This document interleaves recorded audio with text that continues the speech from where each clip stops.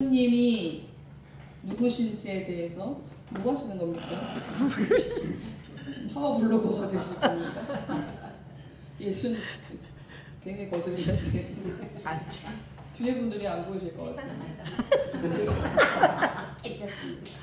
그 눈알 세 개가 예수님이 누구신지에 대해서 오늘 말씀에 정확하게 나와 있습니다. 하나님의 이름이 여러 가지가 있죠. 물론 하나님의 이름이 여러 가지라는 게 아니라 하나님의 여러 모습으로 우리에게 나타나시고 보여지신다는 겁니다. 그 중에 오늘 말씀에 보니까 오늘 말씀의 제목 무엇입니까? 네 글자. 오늘 말씀의 제목을 네 글자로 줄이면 뭘까요? 하나님 우리와 함께 계시다. 임마누엘. 임마누엘입니다. 임마누엘. 하나님이 우리와 함께 계시다라는 뜻이에요. 예수라고 하는 이름의 뜻도 있습니다. 예수의 이름의 뜻은 무엇입니까?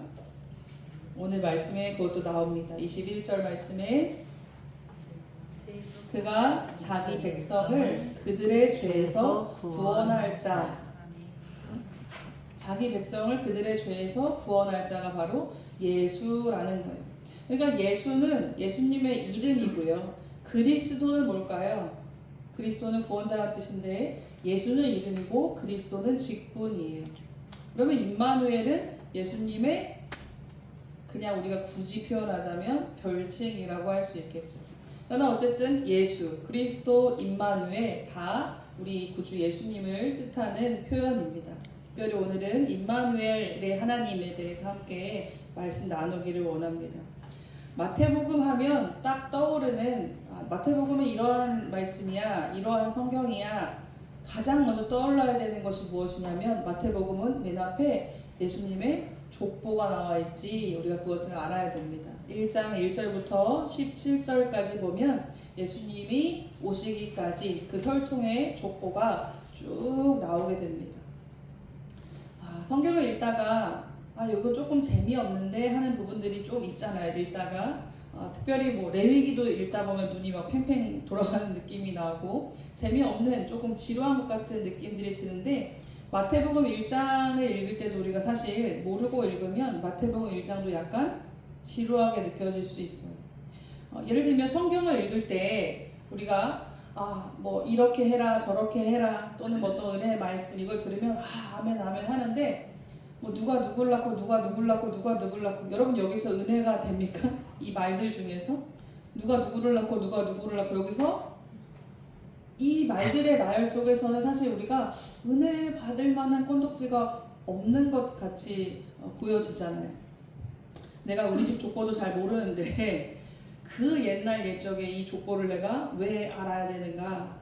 근데 이 족보를 누가 누구를 낳고를 다 외울 필요는 없지만 왜 성경에 이 족보가 쭉 나와 있느냐? 우리가 그 의미는 알아야 되겠죠. 성경은 특별히 우리 사복음서는 그 복음서가 특별히 읽혀지기를 원하는 청중이 있었어요. 예수님의 제자들이 다 예수님 명령 따라서 이제 복음을 전해야 되는데 가서 내가 만난 예수님, 내가 경험했던 예수님에 대해서 사람들이 가서 전해줘야 되는데 각자 만나는 청중들이 조금씩 달랐다는 것이죠. 특별히 마태가 만나기를 원했던, 전해주기를 원했던 청중들은 어떤 사람들이냐면 정통 유대인들이었습니다. 정통 유대인들. 근데 정통 유대인들은 사실은 이방인들보다 마음이 더 이 복음에 대해서 더 닫혀있고 강박하다고 볼 수 있겠죠. 왜냐하면 예수님의 십자가를 못 박게 한 사실은 직접적인 그 사람들은 바로 이 정통 유대인들이기 때문입니다.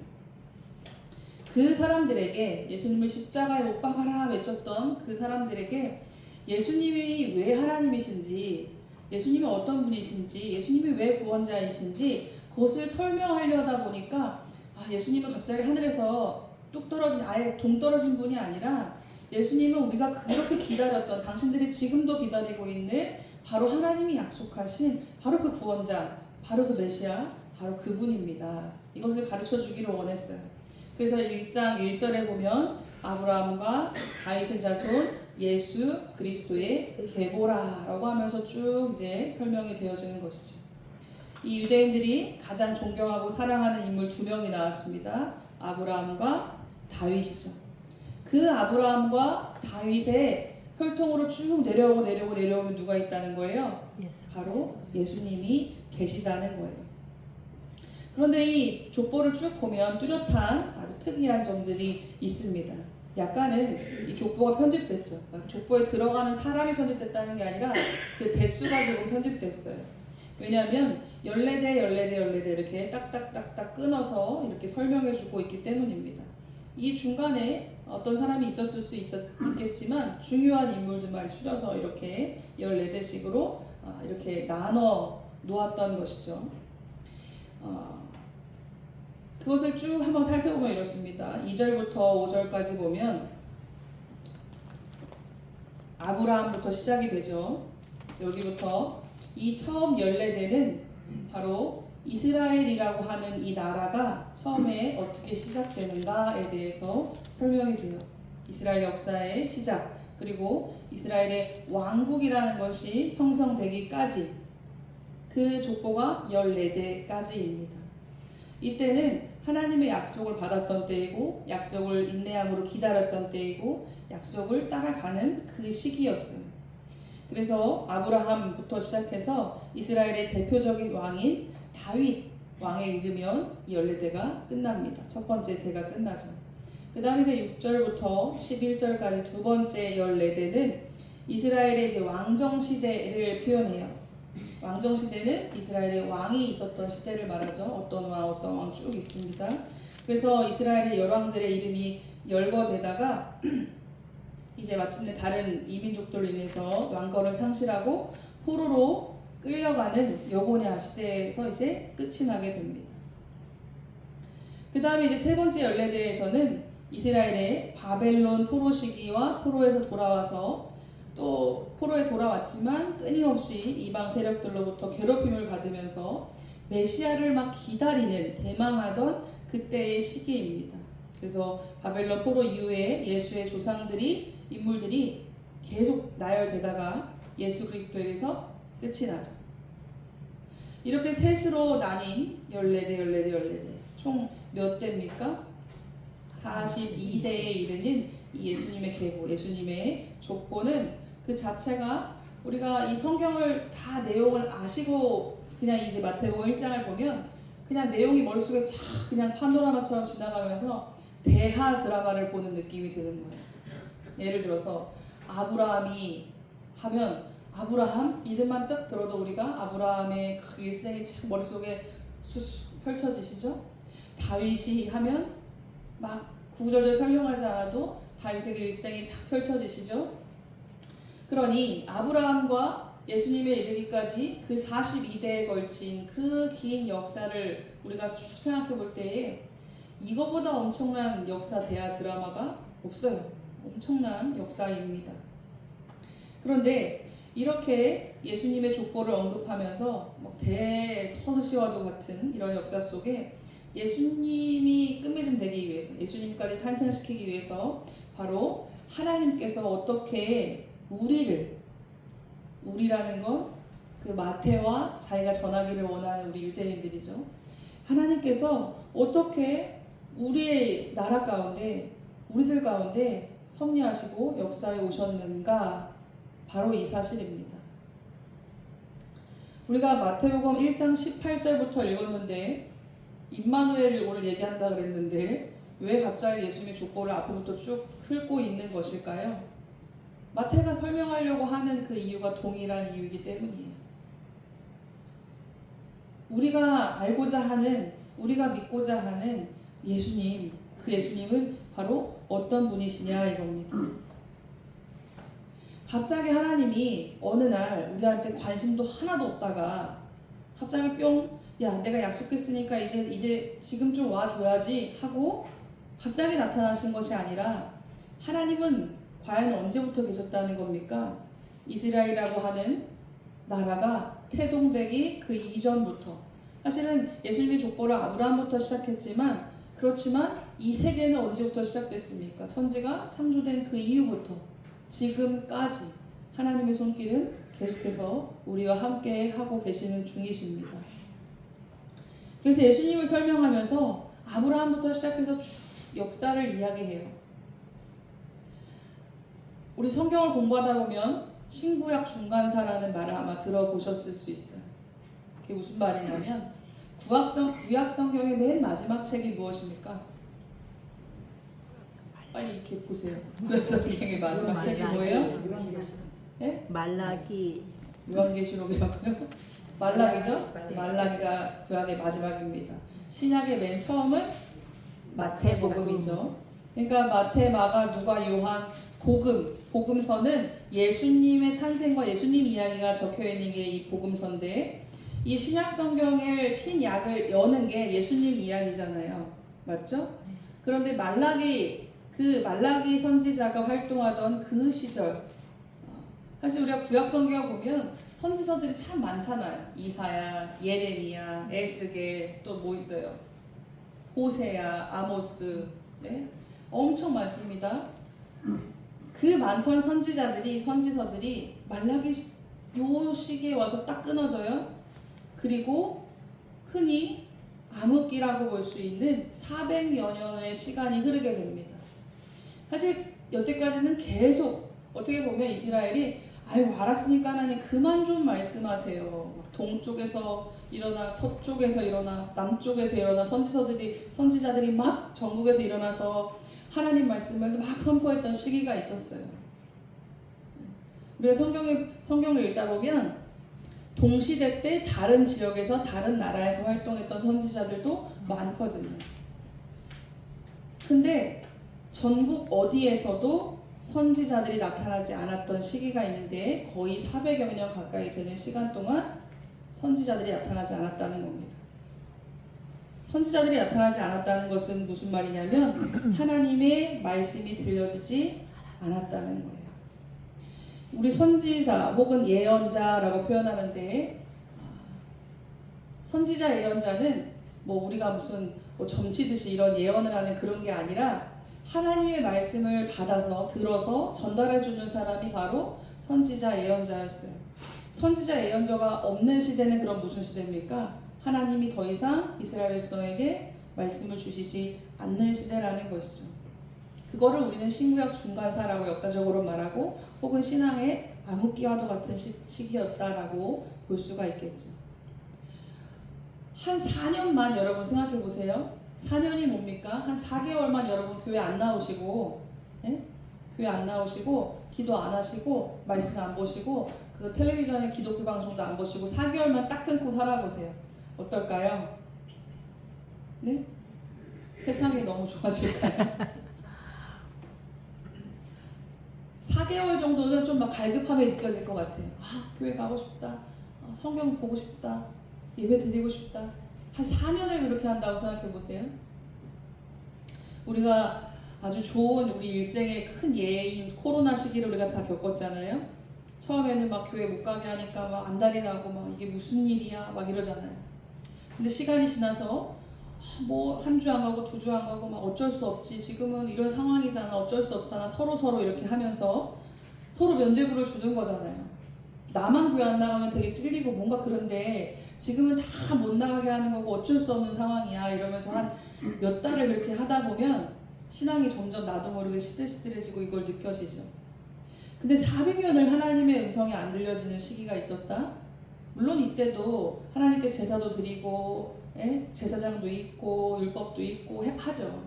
할 건 다 했을 거예요. 400년 동안. 왜냐하면 예수님 시대 때도 여전히 그러한 신앙의 전통들이 남아 있었으니까 400년 동안도 다 했을 것이란 말이죠. 400년이면 몇 대가 지나갑니까? 거의 한 40년이면 한 대 정도 이렇게 얘기를 하는데 3, 40년이면 거의 막 10대가 지나가니까 뭐 상상할 수 없는 긴 시간이에요.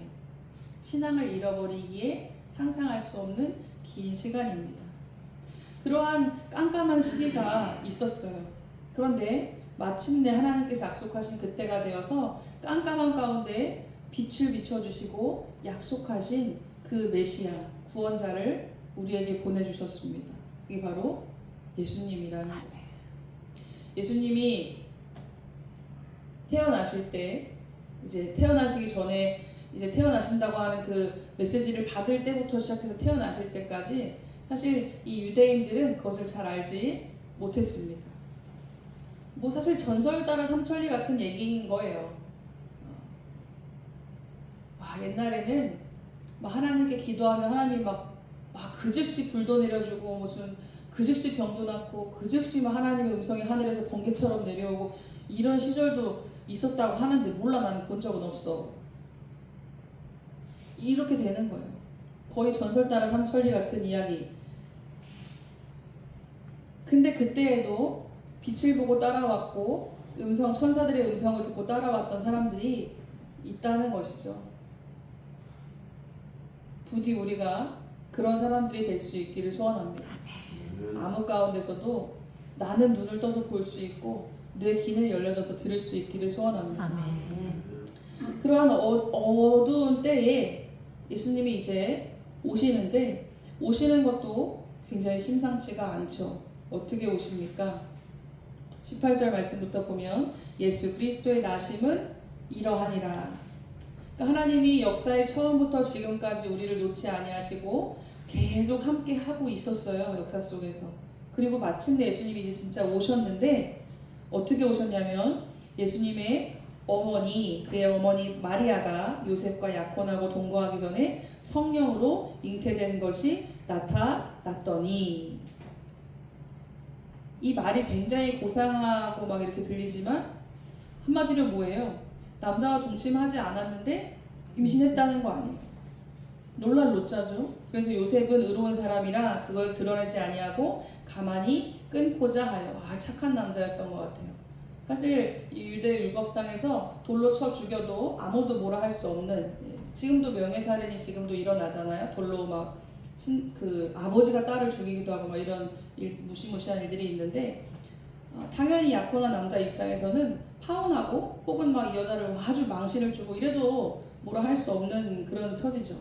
근데 이 사람은 의로운 사람이라 그런 것들을 드러내지 않고 조용히 끊으려고 했대. 근데 어쨌든 이제 주의 사자가 현몽하여 이르되 다윗의 자손 요셉아 내 아내 마리아 데려오기를 무서워하지 말라. 그에게 잉태된 자는 성령으로 된 것이라.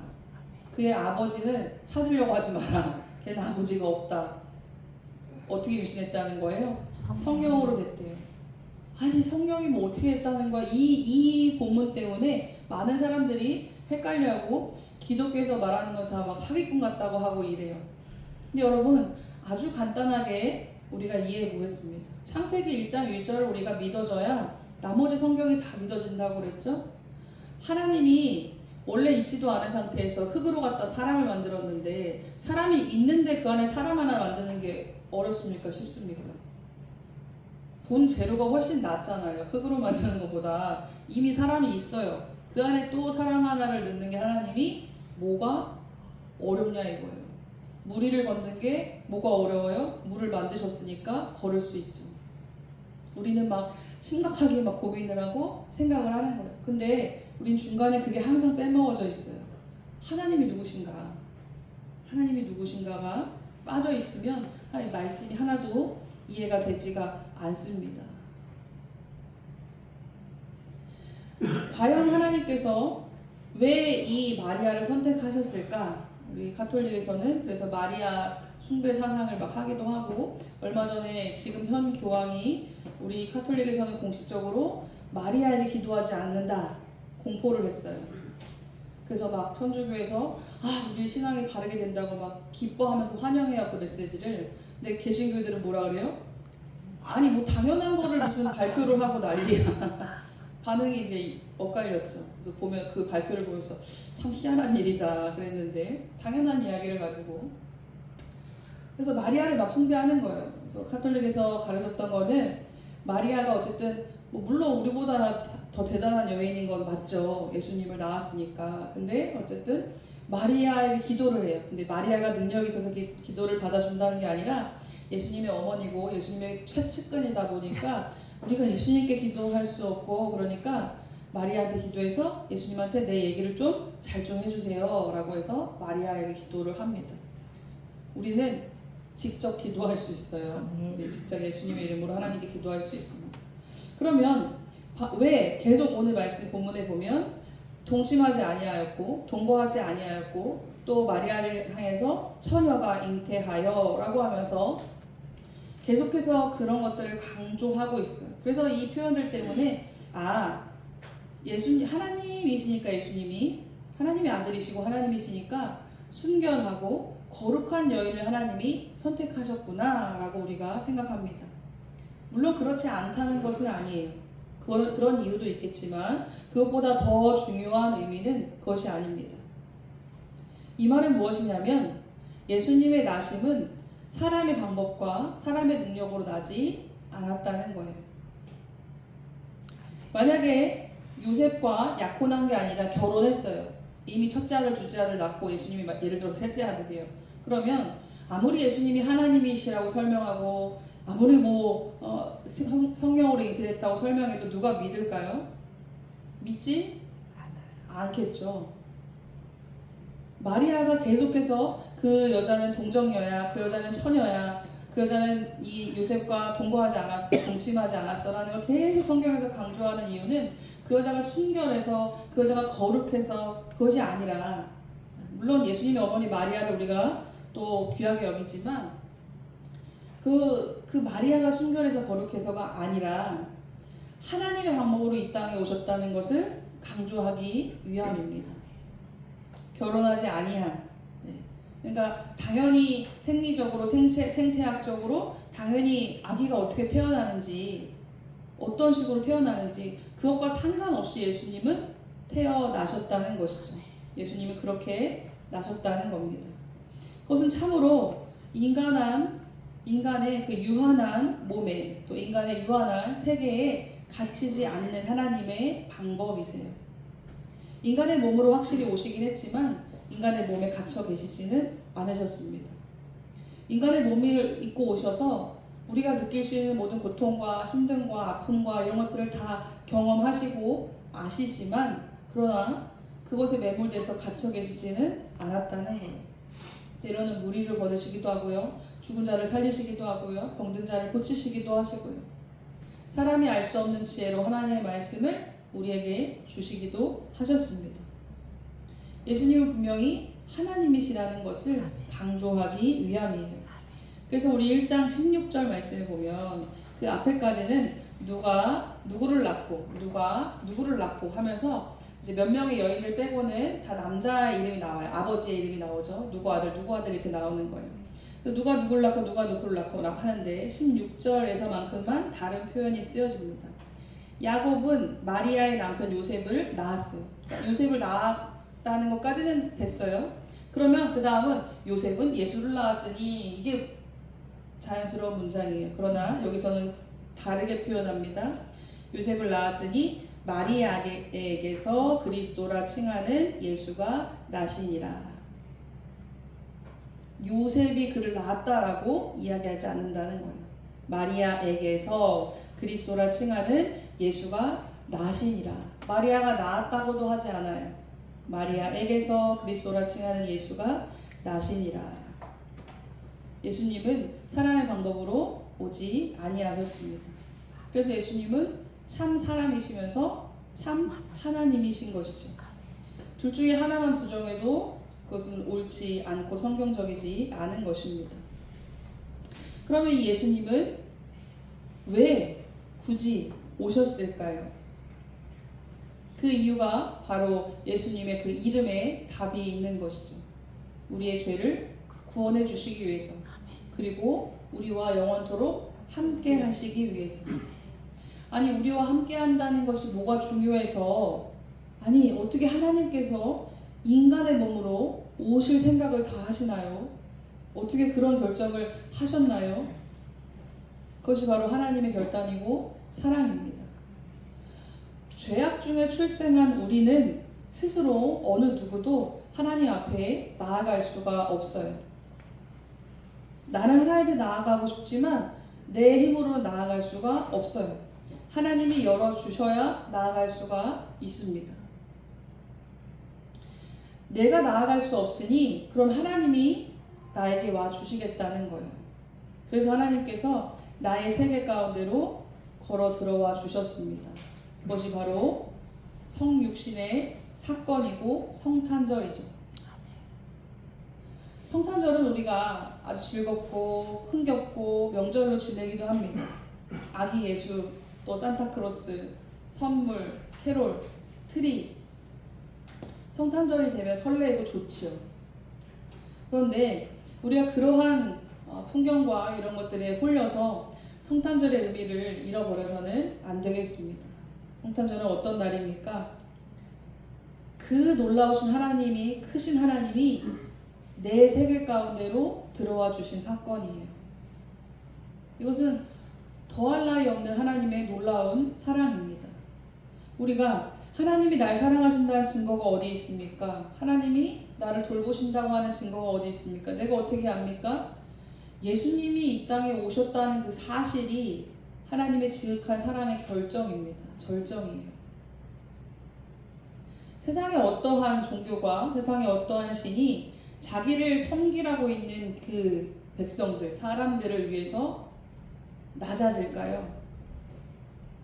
모든 종교는, 모든 신들은 야, 네가 내 밑에 꿇고 네가 내 밑에 깔어, 내가 너를 밟고 올라갈게, 나를 경배하고 나를 섬겨라, 나한테 뭐를 갖고 와라, 그러면 내가 기뻐서 너에게 복을 주겠다. 이게 모든 종교의 똑같은 말이에요. 그러나 유일하게 우리 하나님은 그렇게 하시지 않으십니다. 오히려 우리 앞에 무릎을 꿇어주시고 우리 앞에 피를 흘려주시고 우리에게 생명을 내어주시는 분이 바로 우리 하나님이시죠. 이 땅에 오신 이유는 분명하다는 거예요. 우리를 잃어버리고 우리가 죄악 가운데 다 지옥 갈 수밖에 없으니까 우리를 건져내서 얘를 잘 보존하고 회복시켜고 잘 괜찮게 해놓은 다음에 내가 너와 함께 영원히 거하겠다. 아멘. 이게 하나님의 계획입니다. 아멘.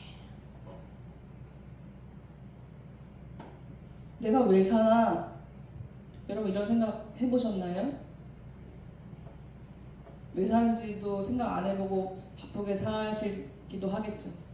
근데 우리가 어느 날 틈이 나면 인생 중에 언젠가 한번 그 고민을 누구나 하게 돼요. 근데 그 고민을 늦게 하면 늦게 할수록 이제 더 큰 방황이 옵니다. 내가 열심히 살고 막 애쓰고 젊었을 때는 돈 벌고 애들 뭐 가르치고 시집장가 보내고 막 했었는데 어느 날 보니까 내가 왜 살지? 더 이상 삶이 재미가 없고 무료하고 그냥 그래. 우리가 왜 살까요? 그냥 숨이 붙어 있으니까 사는 거예요? 하나님이 생명 주셔서 살지만, 물론 숨이 붙어 있어서 하나님 생명 주셔서 살지만, 하나님은 우리를 그냥 아무렇게나 그냥 내던져버리고 살 테면 살고 죽을 테면 죽어봐라 이렇게 냅두시는 하나님이 아니십니다.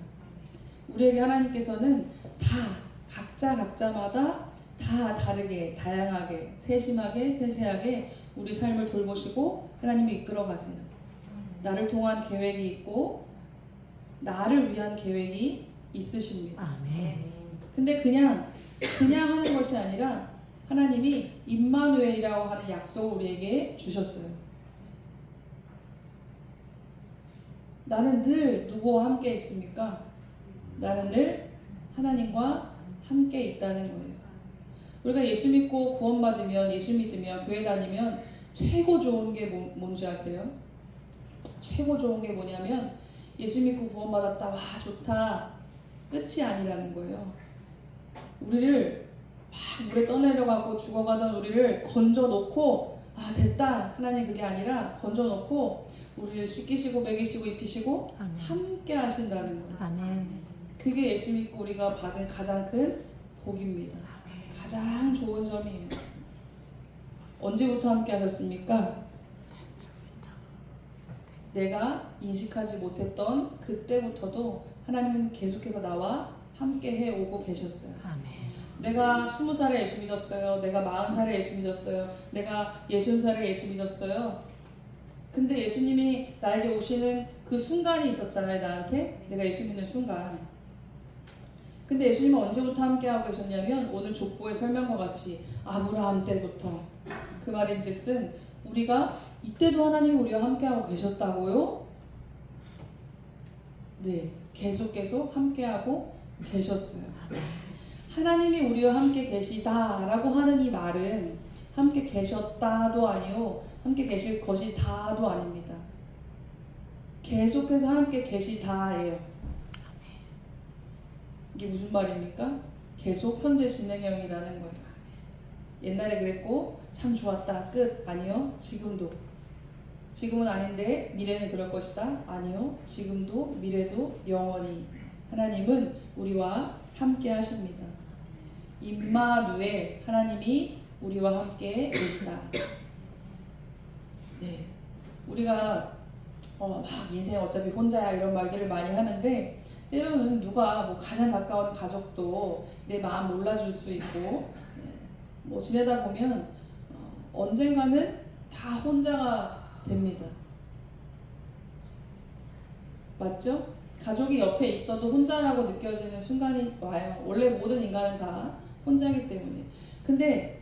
근데 하나님께서 우리는 때로는 같이 살도록, 때로는 떨어져 살도록, 우리가 원래 이렇게 하나로서 지음 받았으니까 원래 그런 거예요. 근데 하나님께서는 절대 떨어질 수 없는 합체되어야만 되는 그 공간을 우리에게 주셨는데 바로 그게 우리 영혼 가운데는 하나님의 자리예요. 하나님의 자리. 사람이 내 옆에 100명이 있고 1000명이 있어도 외로울 수 있거든요. 네. 우리 집에 식구들이 바글바글해도 내가 고독할 수 있어요. 그런데 내가 혼자 있고 아니면 어디 외국에 막 선교 나가서 혼자 동떨어져 있어도 하나님이 내 안에 충만하게 채워져 있으면 그건 외롭지 않아요. 아멘. 희한한 일이죠. 우리는 그렇게 지음 받았기 때문입니다. 흙으로 우리를 지으시고 코에 하나님이 생기를 불어넣으시니 생명이 된지라. 바로 그 하나님의 숨이 있어야 우리는 생명이 됩니다. 살아있는 영적 존재가 된다는 것이죠. 근데 그 하나님의 영이 우리 가운데 없으면 우린 뭐예요? 흙이에요. 흙. 멀쑥하게 예쁘게 멋지게 빚어진 그냥 흙이에요. 그냥 반짝반짝 빛나고 화려한데 흙이에요. 우리는 우리의 본질은 원래 흙일지라도 하나님이 우리와 함께 하심으로 우리 안에 주님의 충만하게 계셔 주심으로 우리는 살아있는 영적 존재, 기뻐할 줄 알고 찬란하게 빛날 줄 알고 춤출 줄 아는, 노래할 줄 아는 그러한 아름다운 하나님의 자녀가 되는 것입니다.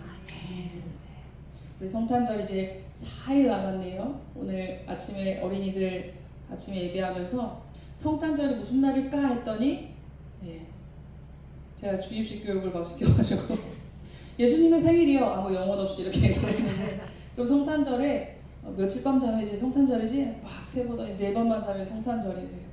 기대하는 마음이 있더라고요.